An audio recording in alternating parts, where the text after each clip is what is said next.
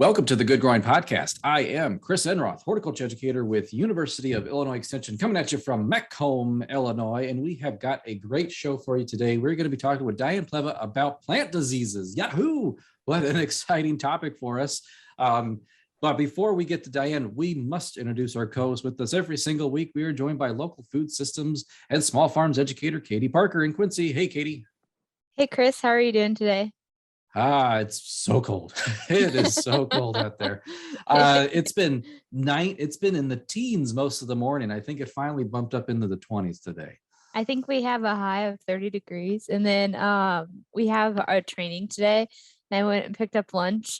And the man at the restaurant was like, oh, it's supposed to be in the 50s tomorrow and this weekend. No. Right? Oh, no. Well, I still have beautiful Midwestern weather. Well, we went from 60. I was in Quincy on Sunday, where you are at. It was like 63 degrees. It was beautiful. It was awesome. And then came up to Macomb, and that north wind just kicked in, and it got so cold. Yeah. Oh yeah. Hopefully Ken's staying inside, being in the Windy City. Yeah, I know. He's probably out there in a tank top and shorts with a scarf, on the beach. On the beach. Yes. Yeah, he's probably loving it up there. So, well, Katie, we're going to be talking about plant diseases today. Did you take many plant pathology classes in school? Yeah, actually, it was actually pretty cool. So in my when I was working on my master's degree, we found some of the first tar spot in Illinois. And so Santiago, I think that's I don't remember what his last name is, but he's a professor on campus, and he had us bring leaves back. And so that's probably a huge no-no.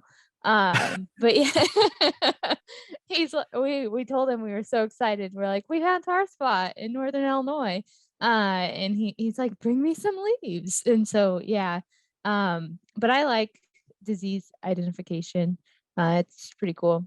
What about you? I did more corn and soybean, like disease ID, but what about yourself?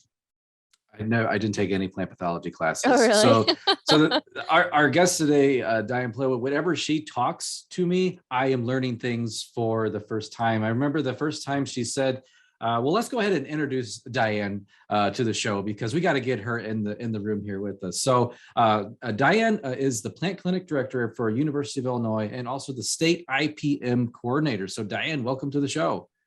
Thank you guys so much. I'm really thrilled to be here. Well, we are happy to have you here. So Diane, we're talking about plant pathology today on the show. And I was just remarking, so I remember the first time I heard the term oocytes. Is that the correct way? Oomycete.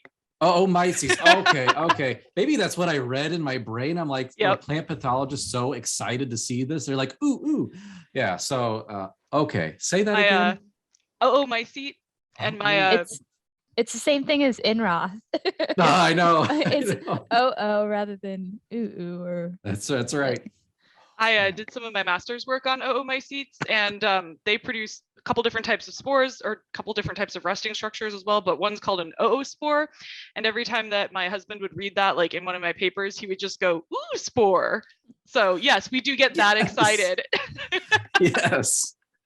Exactly, because that's what my brain said, is like, oh, they just love these things. Mm-hmm. Yeah, they get excited when they see them. Very excited. Well, Diane, again, we're happy to have you here. Tell us a little bit about, where are you located, and then what are you doing there where you're located? Absolutely. So I am located on the Urbana campus of the University of Illinois, and I'm the director and the main diagnostician here at the Plant Clinic. And the Plant Clinic, it's an extension program. It's housed within the Department of Crop Sciences. So both of those are in the College of ACES at University of Illinois. And basically, we operate as a clearinghouse where people can submit samples, usually diseased samples, and we will incubate them or culture them, or we will sometimes do molecular or serological assays with those samples. And basically what we're trying to do is identify the diseases. Also, if there are insect or arthropod pests, we work with entomologists here on campus. We can't do any like nutrient testing specifically, but we can, observe the symptoms. And if it's something that looks kind of classic for like nitrogen deficiency in corn, for example, we'll note that on the form. We talk with the agronomists here on campus. I talk, like I said, with entomologists, with some of the plant pathology professors. So it's really cool because we get to talk with a whole bunch of people that are involved in plant health and plant health management. And then what we do is, we ultimately, after doing all these tests and examining everything under the microscope, we come up with a diagnosis of what's wrong with the sample, and then we write a final report. It details what we found, anything that we might suspect could be, impacting the health of the plant, and then management recommendations. Because as excited as I get for the actual diseases, most people just want to know how to make it stop. And that's fair. And so we give them, research-based IPM, integrated pest management-based recommendations to help them treat the problem, and also ideally help a lot of problems. You have the cause of the problem, but then there may also be some like background environmental issues or some environmental stress that may be occurring. And so we also try to just give them kind of good plant care advice in general. And so anyone can submit samples to the plant clinic, correct? Yeah, so we receive samples. Our permits allow us to receive samples from all across the United States. So we actually get samples from, I want to say we've received samples from like 27 states in the last couple of years, which I thought was fairly impressive. We also receive samples, or can receive samples, from overseas territories. So we usually get 1 or 2 samples from like Puerto Rico every year for off-season nurseries. And then, we receive samples from within Illinois from researchers, agronomists, we also, and producers, farmers, but also from homeowners, people that, the tree in their backyard starting to look a little weird, a lot of arborist companies, landscapers, also a lot of urban arborists, like city personnel, I'm not thinking of the right word, but the kind of the grounds crew, things like that, from both on the university, but also from municipalities as well. So yeah, anyone can submit a sample. We look at everything from turf grass to corn to spruce trees. We do receive samples every year that come from either greenhouses, or sometimes they're from production greenhouses, and sometimes they're from ornamental greenhouses. So we occasionally get some, in my opinion, very interesting samples from like botanic gardens. So I've gotten palm tree samples before, which it's a bit of a challenge because my background is mostly Illinois centric and we don't have a whole lot of palm trees in Illinois, but we've got good references. And the plant clinic is actually the federally designated plant diagnostic laboratory for Illinois. And so as part of that, we are part of this national plant diagnostic network. And so if we start getting samples that are kind of either weird, or we suspect that, what we see on corn tends to be very similar to what they're going to be seeing on corn in Indiana or Iowa around the same time.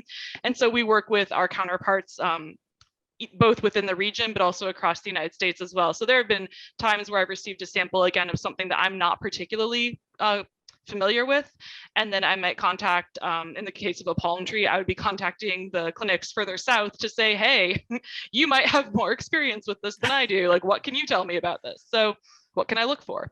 So yeah, it's a large network that we operate as part of. But yes, we are a resource that's open to everyone. There is a service fee to help us support the clinic. Currently, it's around, most homeowner samples are going to run $18, at most $25. So we try to keep that cost as low as we can because we want it to be accessible to people. But when you're talking about something like a mature oak tree, or if you're talking about a tree that is kind of a focal point in a landscape, or even if you're talking about a lawn that someone spent all the blood, sweat, and tears that goes into successfully seeding a lawn and getting it to establish and look good, then we want to make sure that we can help people achieve whatever kind of their goals are for their plants. Yes, yeah, I would agree. The plant clinic is always such a fun place to visit. There's so many neat collections of samples and specimens, and then you never know who's going to stop by too. So that's always a fun place to visit. With all of the samples that you received this year, did you notice any trends in any popular diseases or occurrences that you received of those samples? And then was there anything that surprised you? Yeah, so this year we processed, I want to say it was around like 3,500 samples, I think. I haven't run the final numbers for the year, but it was somewhere up around there. And a lot of those samples are soil samples because we do a lot of nematode testing. So that's going to be corn and soybean agronomic crops. But then of the diagnostic samples, we get a lot of I was surprised when I started at the clinic. We get a lot of, again, spruce trees and oak trees. And my background is corn and soybean disease. Like that was my educational background. So the first time I worked at the clinic and it was like, arborvitae, turf grass, spruce tree. I'm like, well, okay. But it's actually really fun because it means you never know exactly what you're going to get from day to day. We have seen, there have been some trends that we've been noticing, and this year kind of fit into the larger trends that we've been noticing, both in Illinois, but also when I talk with diagnosticians across the Midwest, we're seeing increased stress issues. And so we're seeing a lot more problems that seem to be affecting mostly woody plants, especially conifers or evergreens, but also just, again, our kind of common deciduous plants. We've been having record-setting wet springs. We've been having fairly warm springs. That tends to encourage the growth of some of our fungal pathogens. And the general rule of thumb, again, general rule of thumb, is that the earlier in the season that a disease starts, the greater the potential for damage or for impact, because it's got all season long to affect the plant. If you can push that initial infection back into the growing season, if you can move that initial infection a couple months into the growing season, that tends to result in reduced problems to the plant because the disease has less time before everything shuts down. So as we're starting to see more diseases show up earlier and earlier in the year, we're beginning to see, and these aren't necessarily all going to like kill everything, but they might make them a little less aesthetically pretty. They may stunt their growth. They may reduce yield. So we're starting to see kind of more things show up in spring and showing up earlier than expected. We also had the polar vortex a couple of years ago. There's been some drought issues, some flooding issues. So there just seems to be more climate instability, and that seems to be causing just more stress, especially to our established plants. So again, our woody plants are struggling a bit more. And then that sometimes leads to either just dieback because of the stress that they're under, but it also makes them more susceptible or prone to infection or infestation by diseases and insect pests. And it also makes the plants have a harder time to kind of recover from those issues. Yeah, those environmental causes, especially that drought of 2012, and people would call me then in like 2015, 2016, be like, what's wrong with my tree? It's like, well, it went through a substantial drought a few years ago, and the process of losing foliage or canopy is a little bit slower than folks might think, and they didn't quite believe me every time. There was actually there was a study that came out, I want to say recently, but it was probably 2 years ago. Mm-hmm. But it came out fairly recently, and it was talking about how we assess drought damage. And it was looking at specifically like trees and woody ornamentals. And it was basically saying that in the past, what we would do is we would measure a drought by when the drought conditions started through when, let's say, the first rain came. But what this paper was arguing is that really we should be studying, or we should be measuring that drought by when the drought conditions started through when the trees start growing normally again. Because it can take a while, like you said, it can take a while for trees to recover from whatever damage that or stress may have occurred during that drought period. So just between, okay, well, drought conditions started here and the rain started here, and therefore the tree was only under stress for that period, isn't quite true, like physiologically, when it comes to addressing how some of these adverse environmental conditions can affect our plants. Well, kind of looking, so those are some maybe reoccurring diseases, but in the past, I mean, we have been plagued with things like the chestnut blight, wiped out chestnuts. There have been other diseases coming and going. I have a few Absolutely. circling around in my head. Is there anything that's on your radar that maybe the plant clinic is looking out for, and then maybe the regional group of folks you work with? Absolutely. So that's a great question. So thank you for asking that, because it gives me a platform to mention a couple of things I would love Speak for your away. listeners to keep an eye out for. So the first one is coming up in Southern Illinois, especially we're concerned. There's a disease called laurel wilt, and it is a disease complex between a fungus and a introduced beetle. And it has been causing a lot of problems. It affects trees in the laurel family. And so I think in Southern Illinois, we're probably mostly looking at things like sassafras or spicebush. So far, it has not been detected in Illinois, but it has been found in Kentucky, and we expect that it will eventually make its way to Illinois. It's obviously something that we're mostly concerned about in our forested areas. It can be a problem for production if you're in timber production, for example, but it also is just a problem when it comes to, we have the national forest, the Shawnee National Forest in Southern Illinois, and then we have other, state parks, municipal parks, things like that. So we are working with a couple of the diagnosticians further south, making sure that we have protocols so that we know how to adequately address and be able to identify this disease. So if and when it does show up in Illinois, we're able to kind of catch it right away and get a good idea of the distribution of that disease once it's here. So that's definitely, again, if you're in Southern Illinois, keep an eye out for laurel wilt. And there have been a couple of really nice fact sheets that have been put out by a couple of different institutions. So that's something that should be fairly easy to find, accessible. And I can also forward those links if you provide those as part of the podcast. Yep, we can throw those in the show notes below, including links to the plant clinic. If folks see something, say on their sassafras, and they're like, I don't know, we will link you to Diane's website. The plant clinic actually got update, facelift. It just did, yes. But yeah, I will provide some of those fact sheets as well, so you can put them in the show notes, because I think that would be great. Another thing that I'm curious about, and I'm hoping to be able to test for, but I can't say I am quite yet, but we're working on it. There is a disease called milkweed yellows, and it causes severe stunting of milkweed, usually found on common milkweed, possibly on swamp milkweed, possibly some others. But basically, milkweed plants go from being, over 6 feet tall to being like, I don't know, a foot or half a foot tall. Very, very short. The big thing is that the leaves turn crinkled. They're often lime yellow or lime green or yellow, so they're discolored. The leaves are small, they're crumpled looking, and the plants don't bloom. Obviously a bit of a problem when we're talking about plants for our pollinators. All of that, and so it's something that I found in my yard. And so I started looking up what could be causing this, and it's a phytoplasma, which is a slightly similar to bacterium, and there isn't a whole lot of research about it. There's not a whole lot of information about it on the internet.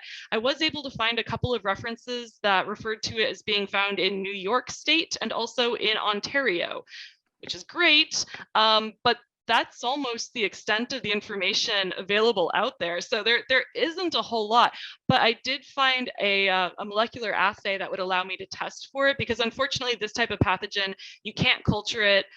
We don't have any really good assays for it. And so I found a reference in the literature that has an assay. And so my goal is this winter to order the reagents that I need. I saved some of the milkweed from my yard, and my goal is to see if I can actually get that assay up and running. I actually talked about this with a couple of master gardener groups earlier in the year, and I did receive a couple of samples of suspect milkweed from other people, which is amazing.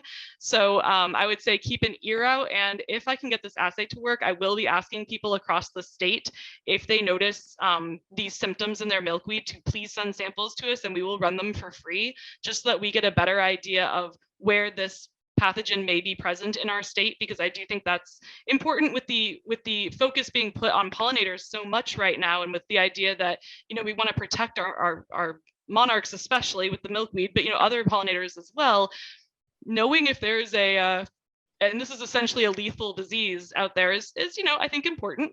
So I would be interested to keep an eye out for that. And if you suspect you might have that, please let me know, and I'll we'll put my email contact information in the show notes as well. And then in Northern Illinois, this is a disease that's actually been around for a little while, but we're kind of seeing the range grow, is a disease called bur oak blight. And that is it's a disease that mostly affects bur oaks, as the name implies, but it causes a very distinctive wedge shape or V-shape tip necrosis of the leaves. So the leaves die back, and then it stops at the veins. So you'll get this V-shape or wedge shape browning of the tips of the leaves. And it's something that, the good news is it is treatable. The bad news is it's kind of expensive. The good news for that is that you only have to treat it once, and then again if there's an outbreak. So it's not something that you're looking at having to manage every year, for example. But that's something that it was first detected in Iowa, and we've noticed it kind of creeping into Illinois and then creeping further south into mid-central Illinois. So again, if you have bur oaks, that's definitely something to keep an eye out on. Again, I can link some fact sheets that have pictures for scouting. The final disease I just want to mention real fast. Oh, actually, there are two more. Sorry. The next, second to last disease that I'd like to mention is boxwood blight. That's actually, of all the diseases I just mentioned, boxwood blight is the only one that is currently regulated. It's regulated at the state level. And it is, again, so far we're only seeing it in Northern Illinois. I don't know that it's established in Northern Illinois, because we mostly see it on boxwood plants that have been recently purchased from suppliers. But it is again, lethal disease. It'll kill your plants, and it'll make them real ugly in the process. And it's something that it can potentially become established into the soil. It infects boxwoods and pachysandra. So boxwood blight tends to cause defoliation. So you'll get brown spots, you'll get blackening of the leaves, but then you get defoliation. And that's one of the characteristics we look for, because there aren't too many there are lots of boxwood diseases and insect pests. There aren't too many that cause complete defoliation. So if you see that, please send us a sample so that we can check for that. We really want to try and keep it out of the state if at all possible. And then the last one is sudden oak death, not currently found in the state, federally regulated. There was a scare 2 years ago in 2019. It was detected in the state on nursery stock. As much of that nursery stock as possible was destroyed. Some of it was probably sold, but so far we have no indication that that pathogen has become established in the state. And there was actually a recent risk analysis that was done by the federal government, looking at, based on the climate of Illinois and based on our current host species, what's the likelihood that sudden oak death would become established in the state. And the good news is that our risk level is fairly low. So that's excellent, but we still want to keep an eye out for it, because we still don't want it here. Right. So that's, again, something else I don't want to scare people. Again, every indication is that it has not become established, but it's always good to keep in the back of your head.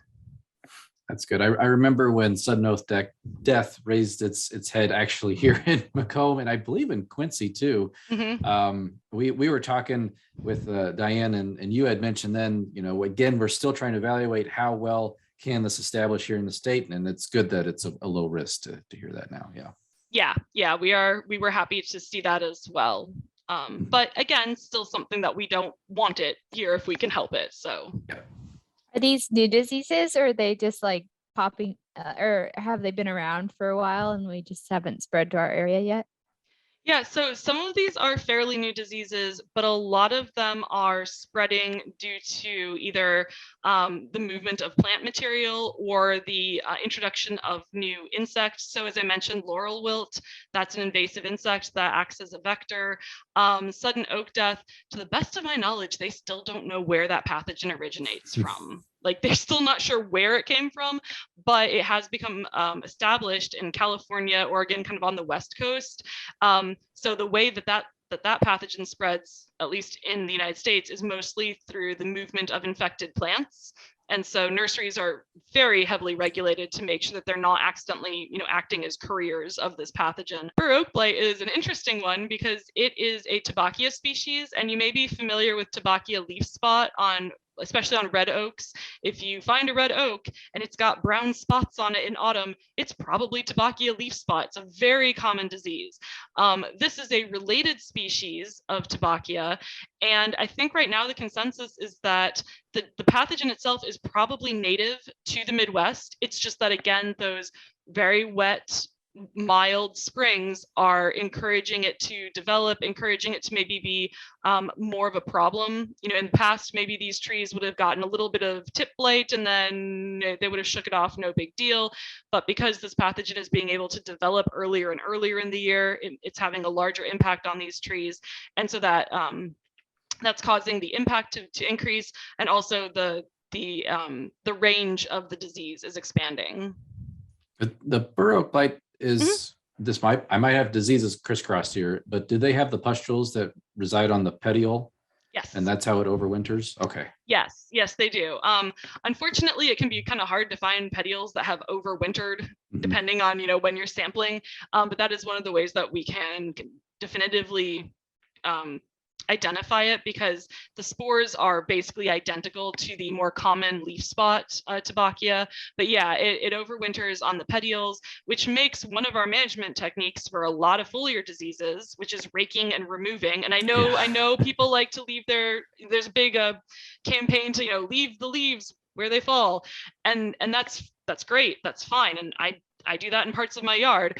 But if you are having foliar problems, raking and removing your leaves, or even just shredding them, running over them with a lawnmower, anything to just start degrading the leaves so that the pathogens don't overwinter as well, is one of our go-to management techniques. But because this pathogen overwinters essentially in the canopy of the tree, raking and removing the leaves is not, it won't hurt, but it's not gonna really do the management that we want it to. So we get a lot of phone calls and questions about plant diseases in our gardens. Where do those diseases, or how do they get into the garden? Yeah, so pathogens, there are so many ways in which pathogens can enter our lives. But there are a couple, so I already mentioned they can come in on infected plants. And so one thing we always recommend is, if you are buying plants, especially if you are looking at perennials, to, give them a quick one over at the store, make sure that they look good.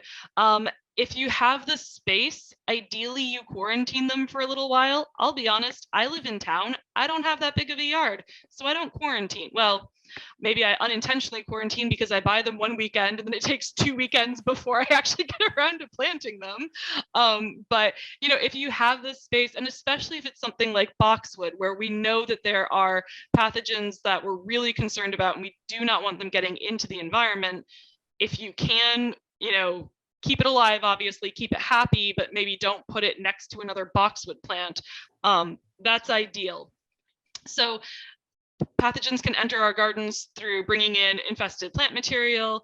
A lot of pathogens overwinter here. So they will overwinter in fallen leaf litter, or they'll overwinter in crop residue. So one thing that you're probably very familiar with, Katie, is, the balance between kind of traditional tillage and then conservation tillage. And there are a lot of benefits to conservation tillage, or to, letting the stubble stay in the field all winter in terms of reducing erosion.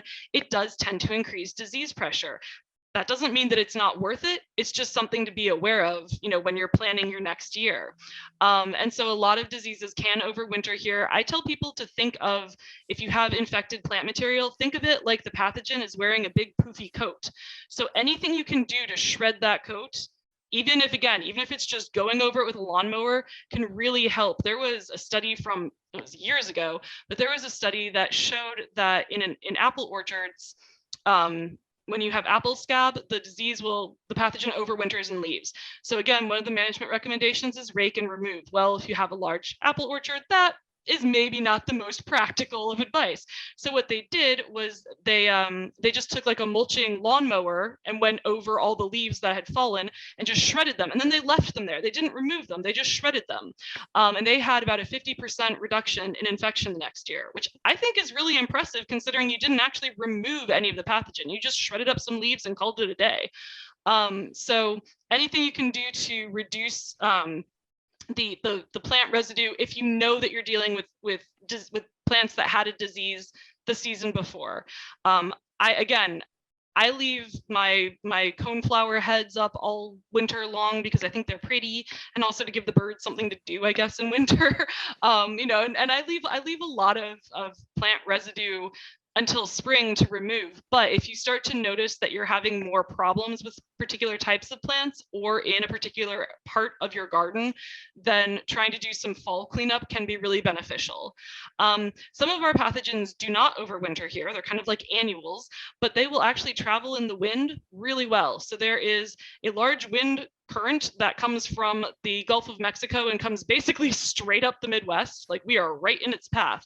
And to plant pathologists, it's known as the Puccinia pathway, because that is one of the ways that rust diseases, which are in the genus Puccinia, will travel from the southern parts of the United States where the pathogen can overwinter up into all the way up to Canada. Like, they'll travel just straight up the middle of the United States. So diseases can travel in a lot of different ways. They can also be vectored, so they can come in on insects. We talked a little bit about that with laurel wilt. There are other diseases that the insect vectors are really critical for. This is a corn disease, but there's a disease called Stewart's wilt that is vectored by the corn flea beetle, and this pathogen actually overwinters in the corn flea beetle. And so if we have really cold temperatures, we tend to see less of the disease the following year because more of the beetles have died. So there are, again, so many different ways, but I think the thing is to keep in mind is that there are some things we can't control. I can't control when or how hard or from what direction the wind blows, but I can control what plants am I bringing into my garden. Do they look good? Have I double checked? And again, you're not talking about going through every plant with a little magnifying glass and examining every leaf hair. That would get a little tedious, I think. Maybe not the best for your mental health. But look at them. I tend to be of the, oh, it's pretty, I'll put it in my cart and I'll buy it and I'll take it home. And it's like, okay, well, take a step back and make sure that it looks good at the store. And so you can do little things like that. And again, things like doing some fall cleanup, or even just, again, mulching your leaves or with the lawnmower, even if you're not really into like raking and removing that organic matter from your landscape. Those can all help. Mm-hmm. My first exposure to a plant pandemic, so to speak, is working as a student worker at the SIU Carbondale greenhouse. I walk in one of the houses, they're quarantined. I guess a student worker who smoked cigarettes was handling plant material and introduced tobacco mosaic virus, and it totally wiped out half the plants in the greenhouse there. So that was a learning event to wash your hands before handling plant material.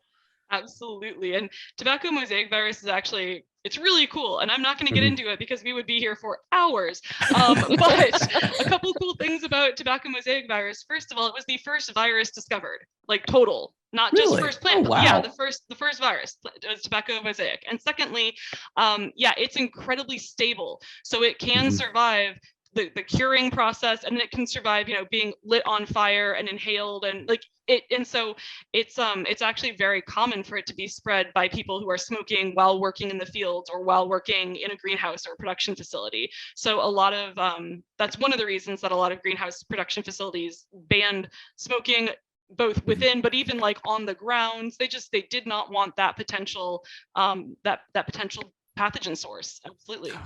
So contagious. Good thing the good news is it doesn't impact us. So, So Diane, we talked about how pathogens can move and even get vectored into the gardens in some way. Is there anything we can do to reduce that risk? We kind of alluded to that, I think, before, in talking about plant selection here and there, but what can a gardener do to help minimize that disease pressure? Well, I would say that if you want a garden that is devoid of plant diseases, you're probably looking at plastic or brick. The Plasticaceae family. I know yes, that exactly. one well. There you go. But a couple of things to keep in mind are that plant diseases are here and they're part of nature. And I'm a plant pathologist, so I find diseases fascinating and beautiful. But there are some diseases that I think we could learn to appreciate. Maple tar spot, for example. It just makes your tree look like a Dalmatian. How is that a bad thing? Exactly. Right?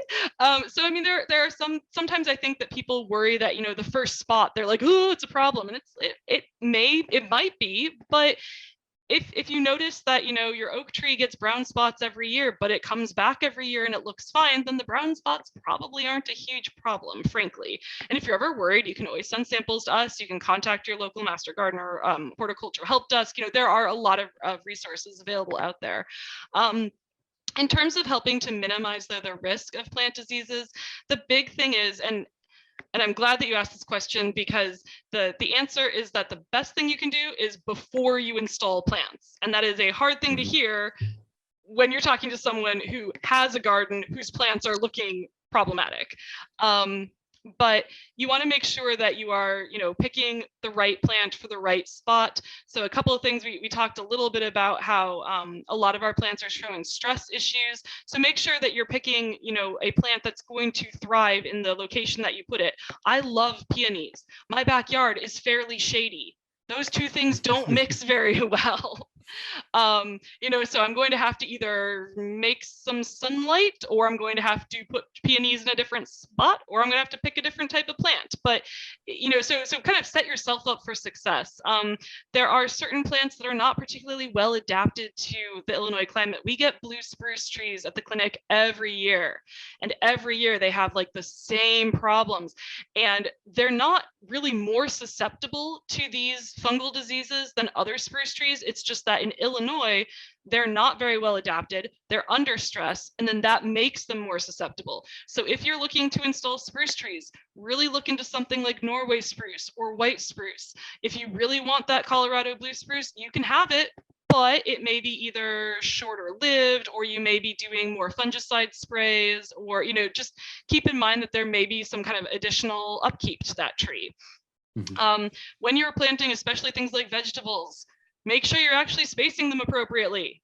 A lot of our diseases are encouraged by humid weather or moisture, freestanding moisture on the leaves. So anything you can do to increase air circulation tends to help. So, and I'm so guilty of this. You buy a flat of whatever it is, and you have a bed to put them in, and so you start spacing them out appropriately, and then you get to the end of the bed and you still got 4 plants, and you just gotta shove them in, because what are you going to do with 4 salvia? Nothing. So you just kind of stick them in wherever you can. And for an annual, that's maybe okay, but again, when you're looking at things like some of our perennials, or again vegetables where we want production, they're we're planting them for a reason, that's not just aesthetic, then making sure that they're spaced appropriately, making sure that things like tomatoes are actually either caged or trellised or something to get them up off the ground. Doing things like that is really critical, because it not only helps reduce the spread of disease, it also, again, increases the plant's health, so it makes them less susceptible to some of these diseases. And finally, one of the things you can do is look for resistance, because resistance is one of the best ways we have to combat plant diseases. And so making sure that, again, especially with things like vegetables or annual fruits, that you're actually looking at something that has resistance to our common diseases. There are also a lot of perennial ornamentals that have started to be bred with more and more resistance to them. And you can usually find like field trials that show certain plants and kind of their relative resistance ratings for common diseases. And those can be really helpful when you're picking plants to install in your garden. So the big takeaway, though, is that when you are planning your garden, whether it be perennials or the annuals that you plant, make sure that you do a little bit of research beforehand, and then plant, just even according to the stake that comes with the plants that says plant these every 18 inches. I mean, you could probably get away with 16 inches, but you don't want to try and put them like every 10, for example. So yeah, just kind of doing what you can when you install them to make sure that you're kind of setting them up for success. Now, what about if we already have disease? Is there any way we can stop it or keep it from spreading? So it's really going to depend on the pathogen and on the disease and on the host. There are a number of different things we can do. So there are different types of control, and we talk about this in, like I said, when we send out our reports, we will give people management recommendations, and we give people all the management recommendations that have been that are fact-based that we can, and then we leave it up to the individuals to choose what's going to be effective for them and what's going to work for them. So there are things that we can do that's called cultural control, and that I like to say that that's kind of how we interact with the plant. So it's all those questions like, do you water it? When do you water it? How do you water it? How often do you water it? Do you fertilize it? When did you prune it? Like, all those questions are cultural control. And so this is why when you'll read, people will say it's recommended that you water like lawns, for example, in the morning, and you don't want to wait until right before the sun goes down, because then you have all that water sitting on the plants, not evaporating, just sitting on those leaves, which then can again encourage the spread of certain types of diseases. For example, bacteria spread really well through water. Most fungi like very humid environments. So even things like watering plants at ground level, as opposed to watering them from above, can be really helpful. I'm lazy, so I tend to water my plants from above because that's where I'm standing. But again, if I have a certain plant or a patch of my garden that's beginning to look a little weird, that's one of the things you can do, is to change your watering habits. Another thing is, ideally plants are hopefully spaced appropriately, because again, there's not a whole lot we can do once they're installed, other than, I guess, dig them up and move them around. But that gets harder as they get bigger. But if plants are spaced too closely, is there a way that you could prune them to try and, again, open up some of that canopy, open up the plant density, and let air flow a little bit better? And then finally, there are fungicides. There is chemical control. And so there are pesticides that can be used. Again, usually with plants, we're looking at fungicides, since fungi tend to be the most common type of plant disease out there. And that's going to range everything from a fungicide spray that you do when you notice the disease occurring. Some of them are going to be preventative, that need to be applied in spring. So if you suspect a disease problem, we always recommend that you get it identified if possible, because there are a lot of diseases that don't show up until summer, but the applications in summer will not be effective. So all you're doing is wasting money and putting chemicals into the environment that aren't going to do anything, which is not really helping anyone. So there are a number of diseases that if you want to manage them with pesticides, they need to be sprayed in spring as a preventative. And that's fine, as long as the pesticide is being used according to the label, as long as it's going to be effective against the problem, then that's not a problem. We just want to make sure that they're being used appropriately, and that, again, people aren't spending money and time to basically do nothing, because that's just a bummer. That doesn't help anyone.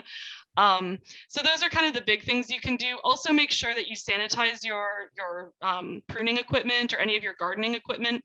Ideally, you would sanitize pruners between every cut or every other cut. That's insane, at least for most of us, I think. If you can, more power to you. But I would say at least sanitize them between trees if possible. If you're doing like a whole hedgerow, I don't know, maybe every 5 feet or so, just kind of what is practical, what's going to work for you. Because for most of us, I would say our gardens are places where we find enjoyment, relaxation. They may be a source of income, depending on what the purpose of the planting is, but they should not be places of stress. So anything we can do to try to reduce that and not drive ourselves crazy, I think, is helpful. My very first plant question was on ornamental pear. They had a dead branch and they're like, what do I do? How do I prune it out? I'm like, oh, you just prune it out, it'll be fine. And then they made a couple other pruning cuts, and with about a month and a half, they said the tree was dead because it was fire blight. Yeah. This is bacterial disease. The good news, a couple things there. The good news is, first of all, the tree probably already had it. So, you didn't cause the problem. I felt guilty for so long. It's a very common problem. The other thing is that most ornamental pears are kind of awful trees. They are. So yeah, we get ornamental pear samples, especially the older varieties, the Bradford and the Cleveland, and then I think Aristocrat is from that line as well, and some of those. And I mean, we'll diagnose the issues. It's often fire blight. We'll tell them how to manage it. Fire blight's very hard to manage, frankly. And then we'll say, but these trees, they have a lot of other issues, so you might just want to consider a replacement option. So that is another thing that we definitely try to help people with, is that plants are like all of us, they are transient, and so there are times where the management of the disease might be either so difficult or costly or time consuming. With things like evergreens, if you have a needle cast disease where a bunch of needles have fallen, those needles will not regrow. And so you can have, and this happens a lot again with our Colorado spruce, for example. This is also a problem on some of our pine trees, like our Austrian and like Scots pine. You can have these diseases that affect the needles. Those needles die. Those needles will never regrow. Now, hopefully new growth will appear at the end of the branches. And so, you'll start to get some more green needles appearing on the tree. But if it's a very large tree, I mean, it could take a decade or so for that tree to be aesthetically pleasing again. So at that point, it's kind of like, if you want to do that, that's fine. But you could also maybe consider a replacement. Yes. So, yeah. Well, Diane, that was a lot of fantastic information, a crash course in plant pathology. Thank you so much for being on the show. We really appreciate your time today. Yeah, absolutely. There wasn't even a mention of disease triangle. No. I didn't get that in. Now I failed as a plant pathologist. I feel like I'm going to slap that graphic up. Every single disease presentation ever. It's true. It's a great basic way, but we talked about all the aspects of the disease triangle. Correct. We talked about the pathogens, the host, and the environment that's required for that disease to occur. Yeah. Yep. So we've checked the box now. We did it. We did it. Thank you, Katie. You encouraged us, reminded us to do that. Not a problem. But thank you, Diane, for sharing all the information with us. It was great. It was good to see you, Chris. Hopefully we can do this again next week. Oh, we shall do this again next week. We're going to be talking with Chelsea Hartbach all about nematodes. Oh my goodness. I think Diane might be getting a little happy there too with that. But yeah, we're going to be chatting with Chelsea all about these, whatever these things are, swimming around in the soil, affecting our row crops and also sometimes our ornamentals. So looking forward to that. Listeners, thank you for doing what you do best, and that is listening, or if you're watching us on YouTube, watching. And as always, keep on growing.